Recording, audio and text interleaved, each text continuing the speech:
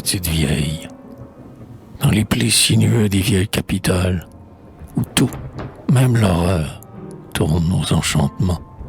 Je guette, obéissant à mes humeurs fatales, des êtres singuliers, décripiés et charmants. Ces monstres disloqués furent jadis des femmes, Éponine ou Laïs, monstres brisés, bossus ou tordus, aimons-les, ce sont encore des âmes, sous des jupons troués, sous de froids tissus. Ils rampent, flagellés par les bises iniques, frémissant fracas roulant des omnibus, et serrant sur leurs flancs, ainsi que des reliques, un petit sac brodé de fleurs ou de rébus. Ils trottent, tout pareil à des marionnettes, se traînent comme font les animaux blessés, ou dansent sans vouloir danser, pauvres sonnettes, où se pend un démon sans pitié, tout cassés. Qu'ils sont, ils ont des yeux perçants comme une vrille, luisants comme s'ils trouvent l'eau d'or dans la nuit. Ils ont les yeux divins de la petite fille, qui s'étonne et qui rit à tout ce qui reluit. Avez-vous observé comme un cercueil de vieille sont presque aussi petits que celui d'un enfant? La mort savante met dans ses bières pareilles un symbole d'un goût bizarre et captivant. Et lorsque j'entrevois un fantôme débile traversant de Paris le fourmillant tableau, il me semble toujours que cet être fragile s'en va tout doucement vers un nouveau berceau. À moins que, méditant sur la géométrie, je ne cherche, à l'aspect de ses membres discordes, combien de fois il faut que l'ouvrier varie la forme de la boîte où l'on met tous ses corps. Ses yeux sont des puits faits d'1 million de larmes, des creusets que métal refroidi pailleta. Ses yeux mystérieux ont d'invincibles charmes pour celui que l'austère infortune allaita.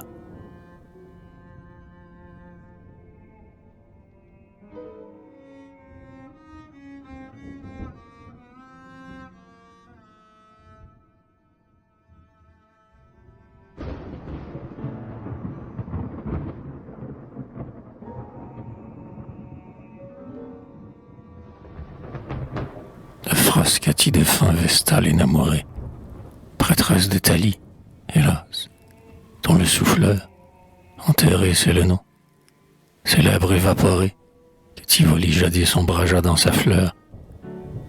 Toute m'enivre, mais parmi ces êtres frêles, il en est qui, faisant de la douleur un miel, on dit au dévouement qui leur prêtait ses ailes. Hippogriffe puissant, mène-moi jusqu'au ciel. L'une, par ses patries au malheur exercé, l'autre, que son époux surchargea de douleur, l'autre, par son enfant madone transpercé. Tout aurait pu faire un fleuve avec leurs pleurs.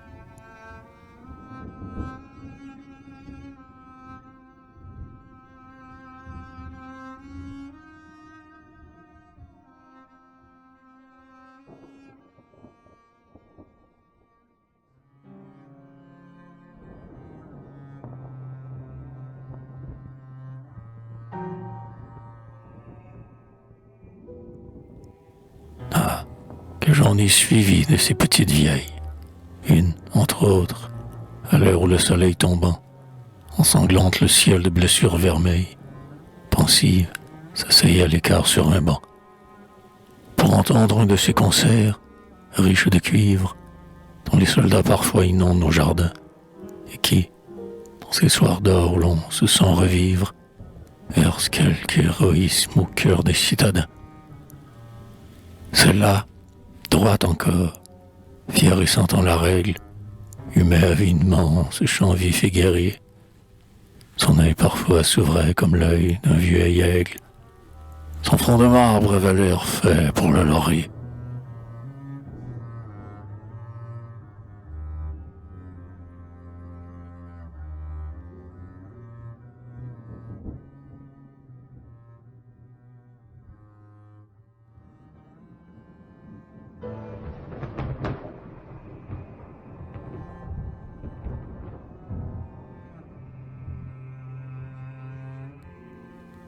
Tel vous cheminez stoïque et sans plainte, à travers le chaos des vivantes cités, mère au cœur saignant, courtisane ou sainte, dont autrefois les noms par tous étaient cités. Vous qui fûtes la grâce ou qui fûtes la gloire, nul ne vous reconnaît. Un ivrogne incivil vous insulte en passant d'un amour dérisoire, sur vos talons gambas d'un enfant lâche et vil. Honteuse d'exister, ombre ratatinée, peureuse, le dos bas, vous côtoyez les murs, et nul ne vous salue, étrange destinée, débris d'humanité pour l'éternité mûre. Mais moi qui de loin tendrement vous surveille, l'œil inquiet, fixé sur vos pas incertains, tout comme si j'étais votre père, ô merveille, je goûte à votre insu des plaisirs clandestins. Je vois s'épanouir vos passions novices, sombres lumineux, je vis vos jours perdus, mon cœur multiplie et jouit de tous vos vices, mon âme resplendit de toutes vos vertus. Ruine, ma famille, vos cerveaux congénères, je vous fais chaque soir un solennel adieu. Où serez-vous demain, Ève octogénaire, sur qui pèse la griffe effroyable de Dieu?